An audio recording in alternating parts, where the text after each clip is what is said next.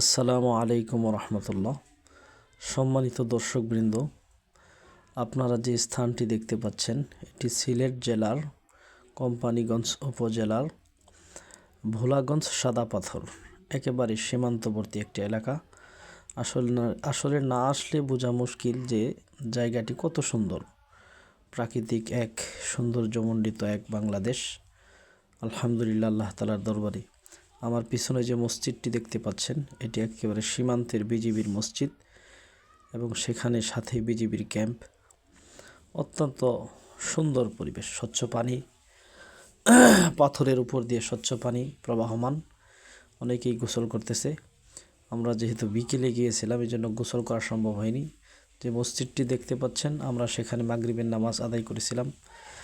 মানে এক কথায় জায়গাটি থেকে আসতেই মনে চায় না। চারদিকে উঁচু উঁচু পাহাড়, ভারতের মেঘালয় রাজ্যের বস্তিগুলো দেখা যায়। এখানে নানান ধরনের পর্যটকরা আসে। অত্যন্ত সুন্দর একটি অ্যাডভেঞ্চার, চমৎকার একটি জায়গা।